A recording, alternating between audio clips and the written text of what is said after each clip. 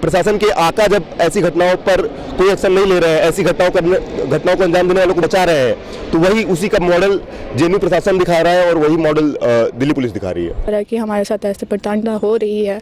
तो कहीं ना कहीं इस पे जेएनयू प्रशासन भी जिम्मेदार है, यहाँ के सिक्योरिटी जिम्मेदार है। दोष आप अगर सवाल कर रहे हैं, दोष तो ऑब्वियसली सिक्योरिटी एंड एडमिनिस्ट्रेशन का ही है। नमस्कार, एमएमसी न्यूज़ में आपका स्वागत है और आपके साथ मैं हूं नेहा हबीब खान और हम आज यानी जेएनयू कैंपस में पहुंच चुके हैं।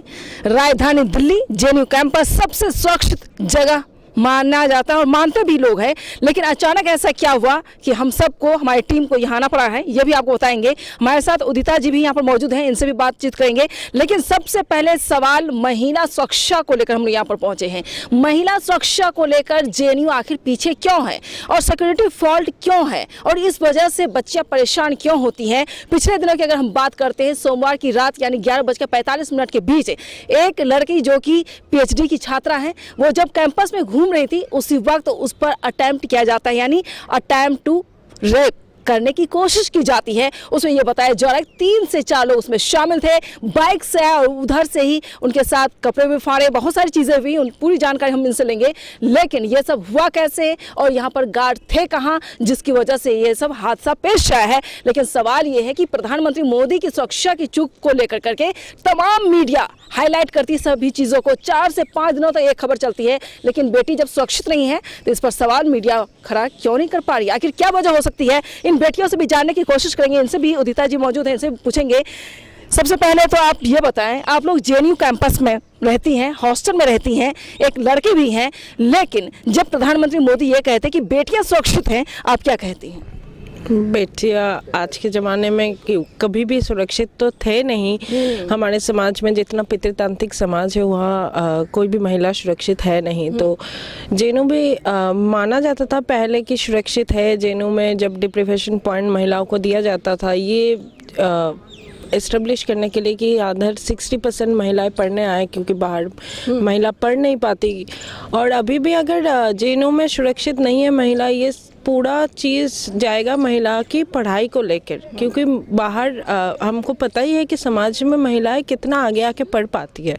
महिला पढ़ाई इतना आगे नहीं हो पाती क्योंकि एक उनके घर से ये पाबंदी लग जाता है कि तुम आगे जाके क्या, मतलब बाहर क्या ऐसे करोगे, बाहर इतना असुरक्षित माहौल है, उधर जाके तुम पढ़ नहीं पाओगे, डर लगता है, डर का माहौल है, तो इसलिए घर से उनको निकालने नहीं देते। अब अगर वो यूनिवर्सिटी कैंपस में आके भी सुरक्षित, जो महिला बाहर आके पढ़ पाती है उनके लिए भी अगर सुरक्षित माहौल ना बनाया जा सकता है तो फिर तो जो लड़की आ भी रही है वो भी बाहर आकर पढ़ने के लिए राजी नहीं होंगे उनके घर वाले। तो जितना वो हिम्मत करके महिलाएं इतना दूर आई भी है, उसके लिए भी एक पाबंदी लग जाएगा।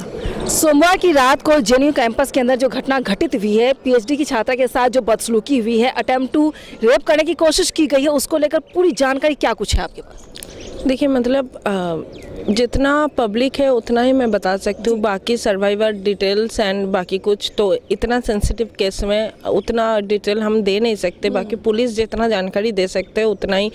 लेकिन इसके पीछे जो चीज़ है कि ये घटना आज इतना ज़्यादा हो गया है, अटेम्प्ट टू रेप तक पहुँच गया है, लेकिन हैरेसमेंट की घटना काफ़ी दिनों से चल रहा है। सिक्योरिटी गार्ड को हम लोग बार बार इत्तला करते हैं कि बार बार ये घटना आते हैं, लोग अल्कोहल पी के गाड़ी चलाते हैं, जिसमें से लड़कियों को छेड़ते हैं, बहुत गंदे गंदे कमेंट्स करते हैं, लेकिन सिक्योरिटी उतना ध्यान दिया नहीं और एडमिनिस्ट्रेशन भी इस पर कोई कार्रवाई किया नहीं अभी तक ना। इधर का सीसीटीवी भी उतना काम का कुछ लगा के तो रखता है सिक्योरिटी के नाम पे, लेकिन एम टाइम पे वो कुछ इफेक्टिव नहीं होता है। और बाकी रहे महिला सुरक्षा का, जो जब से ये जीएस कैश एक्ट, आपको पता होगा जेएनयू में पहले जीएस कैश हुआ करता था, जिसको डिसमेंटल किया गया एंड आईसीसी नामक एक बॉडी बनाया गया, जो भी काफ़ी प्रॉब्लमेटिक है। कि आपको 1 महीने पहले एक आईसीसी का एक ओरिएंटेशन प्रोग्राम हुआ था, मामूली सा घटना बोल रहे हैं, और उस सारी आईसीसी के ओरिएंटेशन प्रोग्राम का जो नोटिस आया तो उसमें लिखा गया था कि हम लड़कियों को सिखाएंगे कहाँ पे वो लाइन ड्रॉ करना चाहिए। मतलब आईसीसी भी ये मानता है कि लड़कियों को लाइन ड्रॉ करना सीखना चाहिए, ये नहीं कि समाज में लड़कियों को कैसे रहना चाहिए वो सिखाए।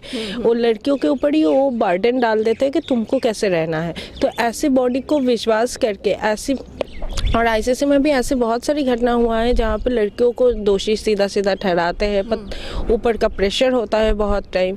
तो ये इससे बॉडी में महिला, ऐसे बॉडी जो महिला सुरक्षा के लिए बना है, उस पे कैसे ये यूनिवर्सिटी के छात्रा जो स्टूडेंट, फीमेल स्टूडेंट हो, कैसे भरोसा करेंगे? सर्वाइव करना क्या मुश्किल हो चला है? सुरक्षा के लिहाज से आखिर कमज़ोर क्यों है जेएनयू, और गलती किसकी है? क्या वजह हो सकती है इसकी? महिला सुरक्षा के लिए गलती, देखिए समाज में ही महिला सुरक्षा का क्वेश्चन एक प्रॉब्लमेटिक सिचुएशन पे है। महिला सुरक्षा को वो लोग हमेशा महिलाओं को बंद करके उसको सुरक्षित करते हैं। ऐसे नहीं कि लड़कों को खुली छूट देते हैं और महिलाओं को बंद करते हैं और महिला के ऊपर बहुत सारा पाबंदी लगा देते हैं उनके सुरक्षा के नाम पे। तो जेएनयू में भी जो चीज़ हुआ है, आईसीसी जो चीज़ कर रही है, आईसीसी कुछ ढंग से चल नहीं रहा है। जीएस कैश को डिसमेंटल करना एक बहुत बड़ी गलत स्टेप था यूनिवर्सिटी के तरफ से। जीएस कैश में एटलीस्ट, क्योंकि स्टूडेंट भी उधर इन्वॉल्व थे और स्टूडेंट रिप्रेजेंटेटिव जो चुन पाते थे, अभी तो इलेक्शन ही नहीं होता है। जीएस कैश में इलेक्टिव स्टूडेंट जाते थे तो स्टूडेंट का से होता था कुछ। अभी आईसीसी इतना इंसेंसिटिव बॉडी बन गया है और इधर का सिक्योरिटी भी बहुत अच्छे से काम नहीं कर रहा है महिला सुरक्षा को लेकर। तो ऑब्वियसली भूल चूक जो भी हुआ है सिक्योरिटी और एडमिनिस्ट्रेशन के तरफ से ही हुआ है। अब कोई महिला 7 के 11:30 बजे एक अपना कैंपस, ये कैंपस हमारा घर है, हम इधर 6-7 साल से रह रहे हैं, कोई लोग 9 साल से रह रहे हैं। तो ये घर में लोग ऐसे घूमेंगे नहीं तो मतलब क्या एक रूम में कमरे में बंद रहेंगे? ये तो हो नहीं सकता। वो 11:30 बजे घुमा क्यों, ये सब सवाल तो करने का मतलब ही नहीं है। और 11:30 बजे घूमी, उस रास्ते में वो गई क्यों, इस सवाल पे होगा। एक ब्लैक बड़ी सी एसयूवी जो ब्लैक कलर की कार था उसको फॉलो किया, उसकी वजह से वो रास्ते में वो जाने में मजबूर हुआ। अब वो ब्लैक कलर की गाड़ी का बहुत बार हम लोगों ने कंप्लेन दर्ज किया है कि एक ब्लैक कार है जो घूम के ऐसे लूर कमेंट पास ये बता सकते हैं कि वो ब्लैक कार कब से आ रही थी? बहुत दिनों से आ रही थी। अब एग्जैक्ट डेट तो हमको पता नहीं क्यों, लेकिन ये काफ़ी दिनों का घटना है, काफ़ी दिन नहीं, एटलीस्ट काफ़ी महीनों का घटना है। उस लड़की को नहीं, लेकिन वो ब्लैक एक कार आती थी जो कैंपस में घूमता था और बहुत बार वो उल्टा सीधा कमेंट पास किया। उधर बैठ के लोग दारू पीते थे। ऐसा नहीं कि वो स्टूडेंट है यहाँ के या नहीं है, किसी को नहीं पता है। अब वो कल जो परसों जो रात को जो अटेम्प्ट टू रेप हुआ था वो भी स्टूडेंट किया, नॉन स्टूडेंट किया, किसी को कोई आइडिया अभी तक नहीं है। तो ये तो सिक्योरिटी लैब से ना इधर से सारा गाड़ी जाते हो। अब जब सिक्योरिटी के नाम पे लोगों को फोर्स करते हो आइडेंटिटी कार्ड दिखाने के लिए, तो आपके पास इतना भी होना चाहिए कि एक ब्लैक गाड़ी घूम रही है या कोई भी गाड़ी घूम रहा है जिसमें दारू पी रहे हैं लोग, उसका एंट्री एग्जिट होता है, तो आपके पास वो डिटेल तो होना चाहिए। सिक्योरिटी और दे नहीं पा रहा है कोई भी डिटेल। तो इसमें लैब्स किसका है? स्टूडेंट का तो ऑब्वियसली नहीं है, और महिला स्टूडेंट का तो बिल्कुल ही सवाल ही नहीं पैदा होता है। हम लोग तो ये मांग कर रहे हैं कि अगर जीएस कैश होता तो जीएस कैश के डिसमेंटल करने के बाद जितना सारा प्रॉब्लम सामने उभर के आया है, जीएस कैश रहने में भी कुछ हमेशा प्रॉब्लम होता है, क्योंकि सारे लोगों का मानसिकता अभी भी पितृतांत्रिक है। ऐसा नहीं कि वो बहुत ज़्यादा प्रोग्रेसिव हो गया है, लेकिन फिर भी जीएस कैश होने से लोगों को जो भरोसा मिलता था, छात्रों को, स्टूडेंट, फीमेल स्टूडेंट को जो सेंसिटिव चीज़ों में जो भरोसा था जीएस कैश के ऊपर, वो आईसीसी के ऊपर नहीं है। ये तो साफ साफ पर दिख रहा है। तो इसमें जितना भी दोष आप अगर सवाल कर रहे हैं, दोष तो ऑब्वियसली सिक्योरिटी एंड एडमिनिस्ट्रेशन का ही है। बिल्कुल। आखिरी सवाल है आपसे, पीड़िता की हालत कैसी है अभी? देखिए वो ऑब्वियसली ट्रॉमाटाइज है, कहाँ है मैं ये नहीं बता सकती आपको।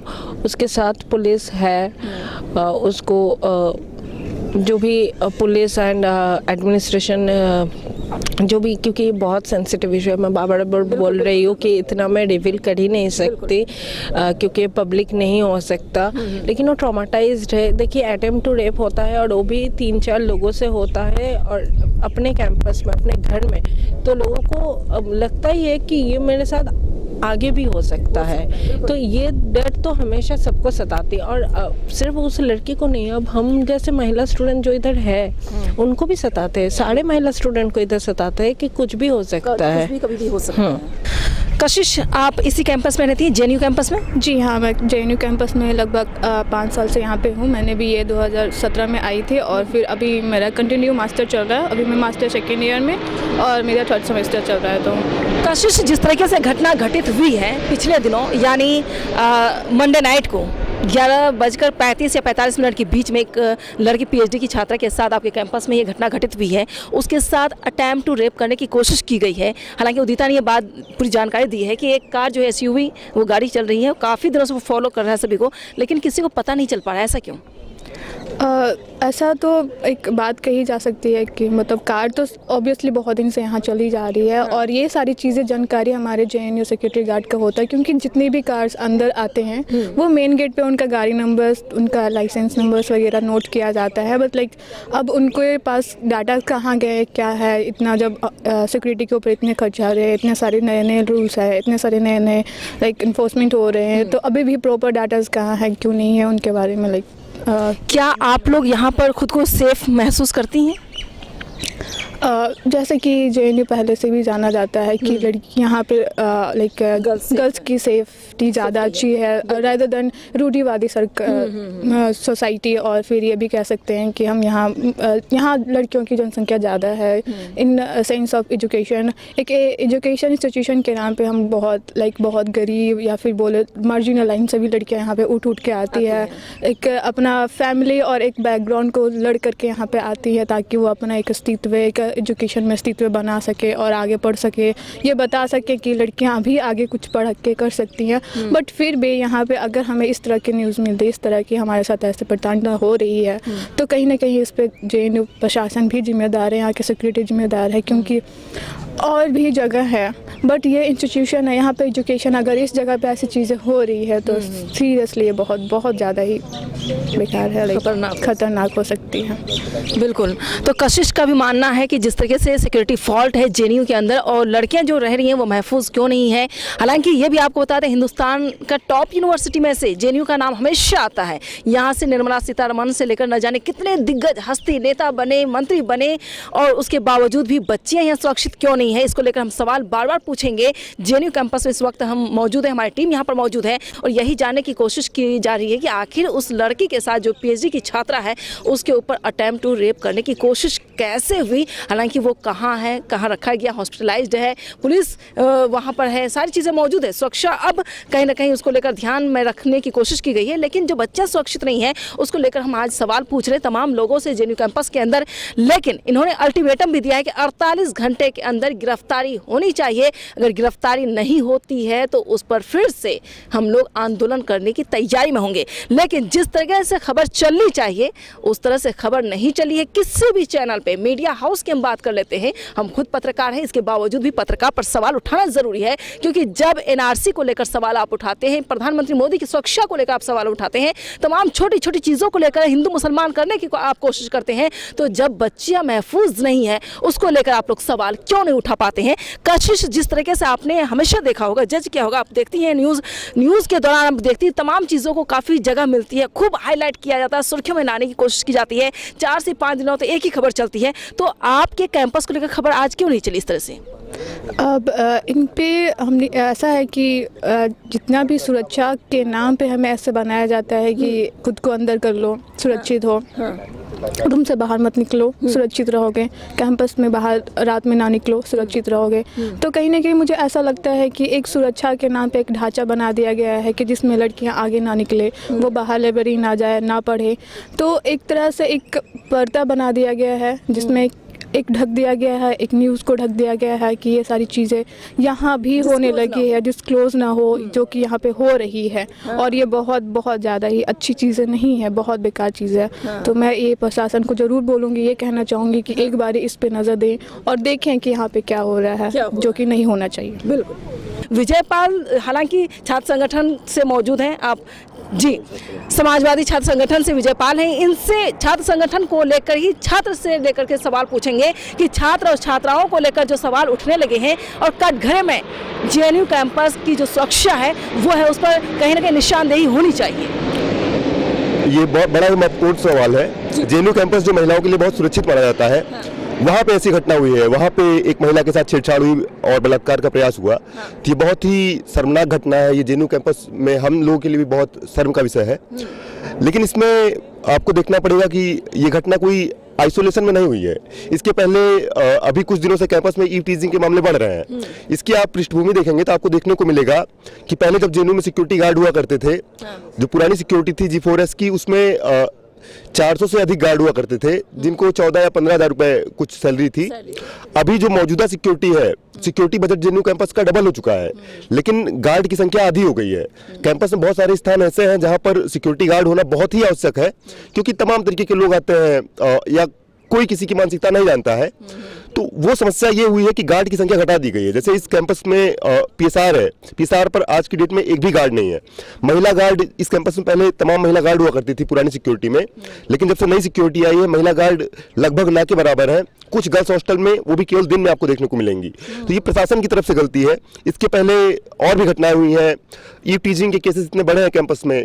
अभी कुछ दिनों पहले अगर आप 2 महीने का डेटा उठाकर देखेंगे तो लगभग 15 से 16 घटनाएं तो मेरे संज्ञान में है। इससे ज्यादा घटनाएं हुई होंगी जहां पे महिलाओं के साथ छेड़खानी की गई, गाड़ी से गुजरते हुए महिलाओं के ऊपर कमेंट किया गया। जब इसकी कंप्लेंट की गई तो ना ही जेएनयू प्रशासन ने कोई एक्शन लिया, ना ही दिल्ली पुलिस ने कोई एक्शन लिया।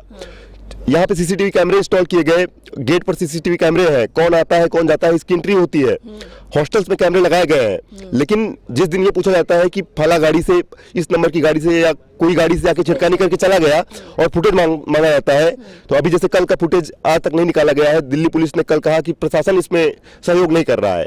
तो दिल्ली पुलिस और प्रशासन की साठगांठ से ये लोग ऐसी महिलाओं के साथ ऐसी घटना को अंजाम देने वालों को बचा रहे हैं, बचाने की कोशिश की जा रही। फुटेज अब तक अवेलेबल नहीं है, अभी तक इन्होंने कोई फुटेज नहीं दिया है। इसको आप देश और प्रदेश की राजनीति से देख सकते हैं। जैसे हाथरस हुआ, उन्नाव हुआ, कठुआ में जब एक लड़की के मासूम बच्ची के साथ बलात्कार हुआ, तो रेपिस्टों के समर्थन में भाजपा के नेता लोगों ने रैली निकाली। तो जब तिरंगा यात्रा निकाली, तिरंगे का ऐसा अपमान किया। इसी के साथ साथ आप देखेंगे कि नरेंद्र मोदी नारा देते हैं कि बेटी बचाओ बेटी पढ़ाओ, लेकिन जब बेटियों के साथ ऐसी घटनाएं हो रही हैं तब सरकार और पुलिस अंधी हो जाती है, रेपिस्टों को बचाने आती है। कुलदीप सिंह सेंगर भाजपा के विधायक थे, उन्होंने एक लड़की के साथ बलात्कार किया। जब उसने शिकायत की, उसके पूरे खानदान के लोगों को एक्सीडेंट करवा दिया गया और आज तक उस लड़की को कोई न्याय नहीं मिला है। हाथरस में जब घटना होती है, हाथरस में एक लड़की का, दलित लड़की का बलात्कार होता है, लोग उसके समर्थन में मांग करते कि एफआईआर की जाए, तो पहले उसके घर वालों पर एफआईआर कर दी जाती है कि इन लोगों ने इसका गला तोड़ा है। बाद में जब उसमें तमाम संगठन और विपक्षी पार्टियां इस सवाल को उठाती हैं, हमारे समाजवादी छात्र सभा के लोग, समाजवादी पार्टी के लोग जब इस सवाल को उठाते हैं, तो रात के अंधेरे में 100 पर पेट्रोल डालकर जला दिया जाता है। इससे बुरा बर्ताव कुछ नहीं हो सकता है कि मृत शरीर के साथ भी एक बार जघन्य अपराध किया गया। तो प्रदेश की सरकार, देश के प्रधानमंत्री की नीयत जो है, उनके जो पपेट्स बैठे हैं यूनिवर्सिटी प्रशासन में, दिल्ली पुलिस सीधा नरेंद्र मोदी और अमित शाह के अंडर में आती है। इन लोग का बेटी बचाओ बेटी पढ़ाओ का जो शिगुफा है उसको खोल कर रख देती है। जब इनके प्रशासन के आका जब ऐसी घटनाओं पर कोई एक्शन नहीं ले रहे हैं, ऐसी घटनाओं को अंजाम देने वालों को बचा रहे हैं, तो वही उसी का मॉडल जेएनयू प्रशासन दिखा रहा है और वही मॉडल दिल्ली पुलिस दिखा रही है। विजय, आपने कई सवाल ठोक दिए हैं। निशानदेही पर जेएनयू हालांकि है और सुरक्षा के लिहाज से बहुत ज़्यादा है, लेकिन अटेम्प्ट टू रैप करने की कोशिश की जाती है और रेप करने की पूरी कोशिश की जाती है। अगर वो लड़की नहीं भागती, आवाज़ नहीं देती, तो शायद उसके साथ घटना घटित हो सकती थी, यानी 100% ये तय है। इसके बावजूद भी, अब तक कंप्लेन करने के बावजूद भी, क्या पुलिस एक्शन में है? जैसे आपने कहा कि रेप की कोशिश की गई, एक्चुअली ये अपने आप में बहुत बड़ा ट्रॉमा होता है। वो साथी एक दिन से ट्रॉमा में है। बयान दर्ज करने के लिए पुलिस आती है, पुलिस जिस इनसेंसिटिव तरीके से बात करती है, वहां पर अपनी बात कहना ही मुश्किल हो जाता है। तो कल इसी मामले को लेकर के जेएनयू के तमाम प्रोग्रेसिव लोग इकट्ठा हुए, तमाम संगठन इकट्ठा हुए, हम लोग छात्र सभा, समाजवादी छात्र सभा के लोग इकट्ठा हुए। हम लोगों ने एक प्रोटेस्ट मार्च रखा कि पुलिस कोई एक्शन नहीं ले रही है, हम वसंत कुंज थाने पर जाएंगे इस पे कार्रवाई की मांग करने के लिए। तो जब हम जाते हैं तो पुलिस थोड़ी देर में आकर गेट बंद कर देती है, सीआरपीएफ की तैनाती कर दी जाती है, सीआरपीएफ लाठी लेकर हमें धमकाती है। पुलिस के एसीपी आते हैं, वो कहते हैं कि अगर तुम लोग गेट से बाहर जाओगे तो लाठीचार्ज कर दिया जाएगा, गेट में ताला मार दिया जाता है।